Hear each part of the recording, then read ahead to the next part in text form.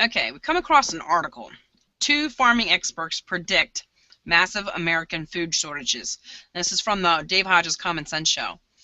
So these two farming guys are experts. They predicted a massive American food shortage, and it went on to say that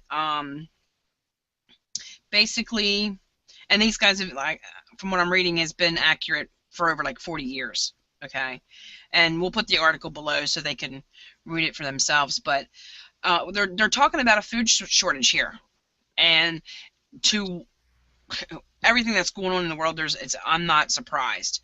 Um, and they have a interview that you can hear. But I think Radar, you kind of covered this a little bit more. You want to lead us off into that? I would love to. Something they mentioned in the segment on the audio was that every year in America we need to produce more and more food. And with bringing in all these refugees and aliens streaming across the borders, we still need more and more food.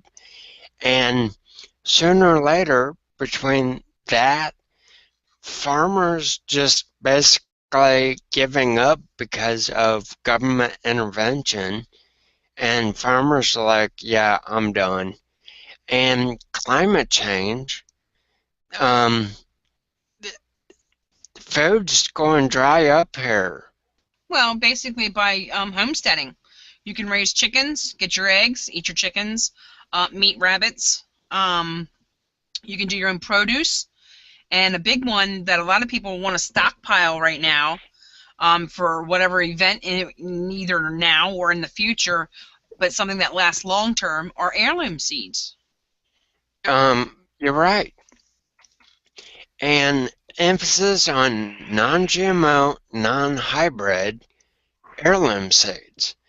It's important to be non-GMO because they're known to not produce seeds from the original plant, and plus they're GMO. I mean, I don't want that in my body if I Ex- have that option. Even squirrels won't touch it. Exactly. And non-hybrid because from what I was reading, the problem with hybrids, yeah, it's a natural like cross-pollination, but you lose taste, you lose color, you lose a lot of what the plant was originally. That's where heirloom seeds come in, is they are that original plant and they are tasty and they do have amazing color. As well as nutrients that you need. Oh, for sure.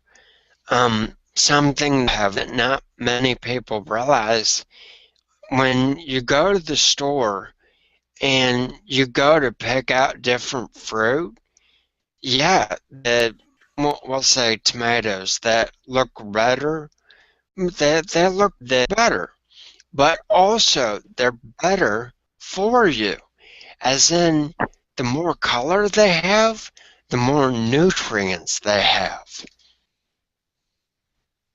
Right. So also, I found that you can also use them for barter too down the road. People are always going to need to eat. Definitely. So you can get like the really good ones for your personal self, and then other ones for trading. Precisely. A excellent one um, container. Seed vault. uh, Thank you. Excellent seed vault you can get is this one I found. There's a link below. For about 80 bucks with free shipping in the continental United States, and it comes with looking sorry for dead space. Comes with 20 different seeds from black beans to zucchini It's all seeds you can use. Also, down in the links is a list of over 200 different places you can get your heirloom seeds from. So if the seed vault doesn't have what you're looking for, I'm betting at least one of these 200, over 200 uh, heirloom seed places will have what you want. Exactly. So that handles all the produce, and that stuff's really important. Produce and fruits. I'm assuming. Produce, fruits, and you're going to want to make sure you get herbs, because herbs are important for A, seasoning, so you don't get bored with the same food all the time, and B, medicine. A lot of these herbs can be used as medicine. Well, that's how our medicine today is really derived, is from medicinal usable herbs, and of course they go put it in the lab and mess with it and make it worse. But Yep. you want the closest to nature, and that's healthy. Like for example, turmeric. Turmeric pretty much is out there for everything, pain to one thing to another. You have to read the write up on turmeric. It's just phenomenal, and I have it in my bob. Um, and you want to get quality stuff. You don't want to get junk at your local stores. You actually want to look through and get some quality stuff. Like I said, we have the links to. We'll put the links down below for your seeds and whatnot. But also for food storage, you also have to think that you're going to be pushed to a point where everything to you look around, a squirrel is going to be an MRE, okay, a rabbit, a deer, whatever. But as time goes on, depending on how long you're in that situation, um, they'll start getting scarce, because your hunting and gathering will soon override what's out there for you to get a handle on. So that's why it's always good to fall back on these seeds that you can produce annually. Exactly. Also, you were mentioning earlier with the medicine that it starts off natural, then they stick it in the lab and basically screw it up for our bodies. Tylenol. It starts off with just willow bark. Like you go out, you see a weeping willow, just willow bark. That is an excellent painkiller. And what they did with Tylenol is they took willow bark, they added all these extra chemicals we don't need in our bodies, and they sell it and say, oh, it's amazing. No, it's not. It's going to kill you. And it has. There's been a lot of people that have liver failure due to that stuff. Um, and like I said, I've since my accident, I was like everybody else. I was thrown to the wolves and put on everything under the sun, and that stuff made me sicker, and it created more problems, and some of it was kind of permanent, like my liver issues. So I chose at that point that no, I'm going to go the natural state and find other ways, alternative ways to be able to combat my pain or my I have a muscle atrophy and the like. So that's what I did, and I'm so much happier for it because now I can focus. I can I have more clarity. I'm pinpointing just that problem, but it does help with other things along the way as well, and I don't have to worry about side effects. Well, something I really like about the natural products for health, meaning vitamins, supplements, good vitamins and supplements, is for the most part the side effects are good for you.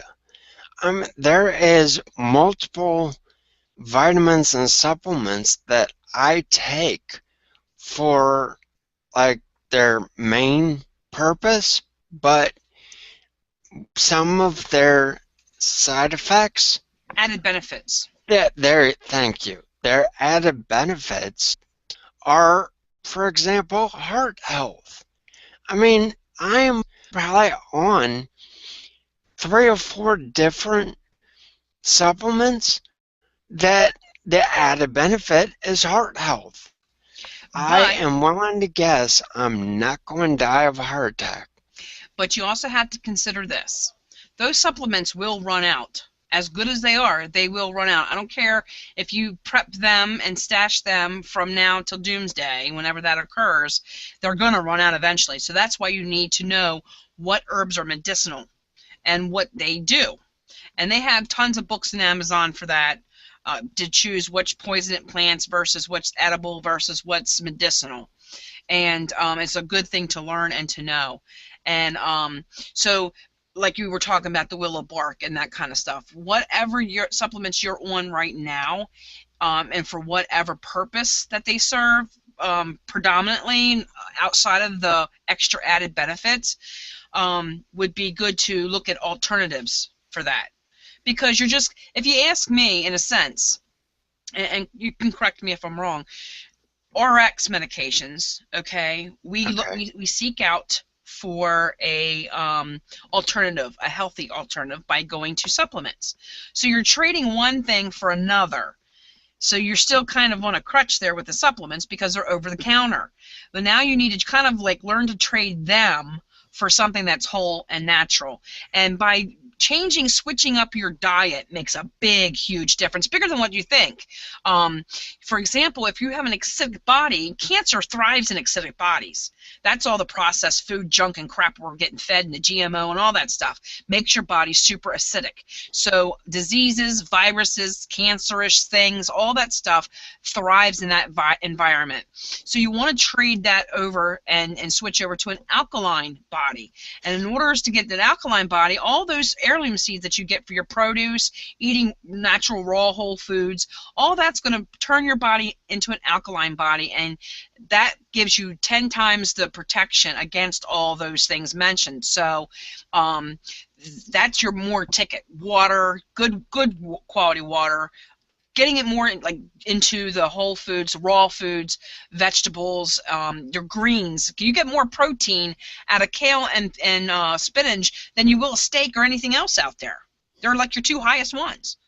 And provided it is organic, non-GMO, kale and spinach, you'll get less chemicals, because the problem with red meat, or actually any meat you buy in the store, is they are loaded with chemicals, even though they're raw. For example, red meat, I know off the top of my head, they will package in some gas, I forget what it is, to preserve it longer. It's not good for you. Right, and also some of them are injecting dyes to make it have the color that's more presentable than its natural state. Because really, if you go in and you see a nice bright red steak, that's not natural. Okay, Right. so but people have gotten so used to getting their things from the store. Okay, I saw a meme. I'm sorry, I have to bring this up. I saw a meme on Facebook. It's got these two dizzy broads standing there in front of the milk aisle in a store with signs going, cows lives matter too. Someone tell these people that you don't have to kill the cow to get the milk? Okay, I mean, really, that's just a society we live in now. I mean, people just don't know. They're used to going to the store and getting these things and say, oh, it's dairy, it's from a cow, you must kill a cow to get the milk. No. You know, the only Now, thing you need to kill a cow for is to get your meat. So, Oh, but if you you're butcher innocent, your cow and get a gallon of milk. yeah, right. But the thing is, if you're and I keep saying this because I want everybody in this mindset, okay? Short term, throw it out the window, okay? Your access to over-the-counter stuff, throw it out the window. Your access to store-bought stuff, throw it out the window. I want you to start thinking long-term survival skills. You're no longer in the comforts of your humble abode.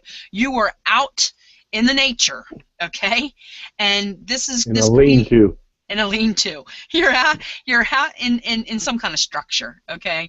And you're out there for a lengthy amount of time. I don't care if it's a week, a month, or a year. You have to learn to take care of yourself and to feed yourself and your family. So, what you would think would be gross, as in eating a squirrel, we will have to look at that as an MRE, ready to eat meal. So, you There's know, nothing wrong with eating squirrels. They're there's quite nothing wrong. tasty. Right. There's not. It tastes like chicken, actually, and I know that's a cliche, but it's true. If you They cook them taste the like right way, squirrels. they don't taste like squirrels. So, They're a but you little have nutty. you have to look at it that way. Fish is the same thing.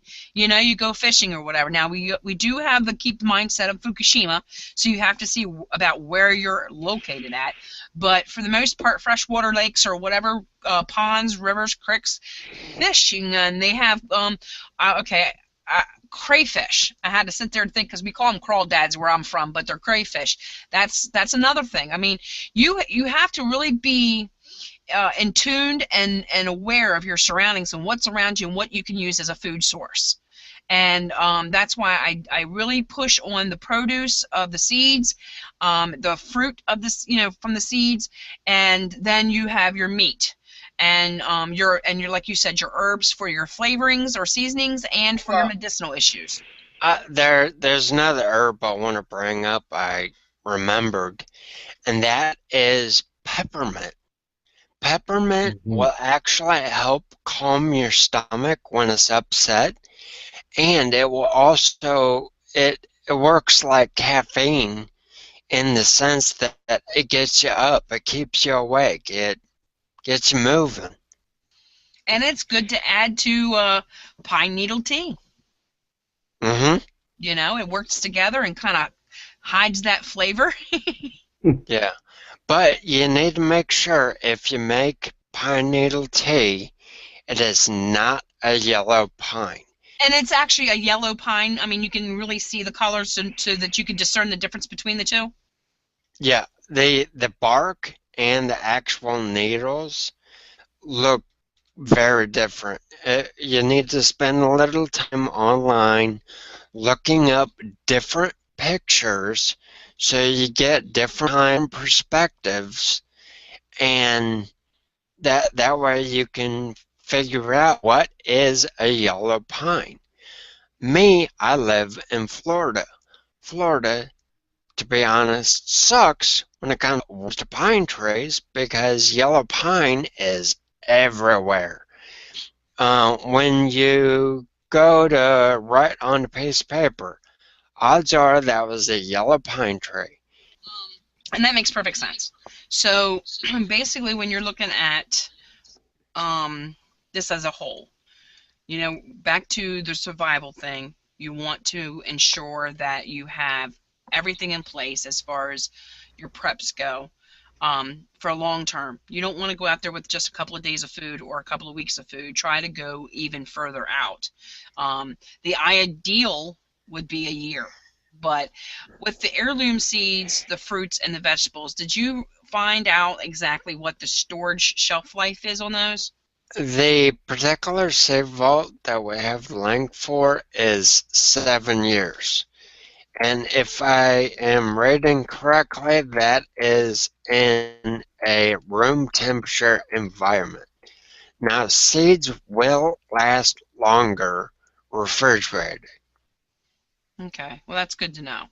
So and that's just brings to me to another point of an earlier discussion, how important it is to be in a group of like-minded people because you can gain so much information and help point you in the right directions. You're not going to be leaded blindly going through Google trying to find out what you need to do in a particular situation.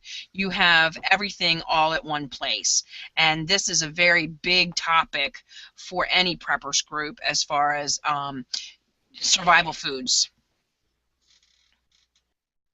One thing about looking things up on Google is the search results are modified to direct you however they want you to think. So you can't necessarily trust all the results you get. What you should do is go to a search engine like startpage.com Preparedness.com. It is a search engine that keeps privacy in mind. And it does not send your information to Google. It acts like a go-between between Google and you. So it's like a middleman. It basically goes from what you're asking it to directly to the open of the internet to access what you're actually looking for instead of Google giving you suggestions it thinks you want. Correct. And it is, to me, it is a wonderful search engine. And more people really should use it. And if you're worried about the NSA or some other alphabet agency tracking, looking up different stuff on prepping and stuff, go to startpage.com and they keep your privacy in mind. That's a good tip from Radar for tonight. Yeah, very good. Thank you very much. You're welcome.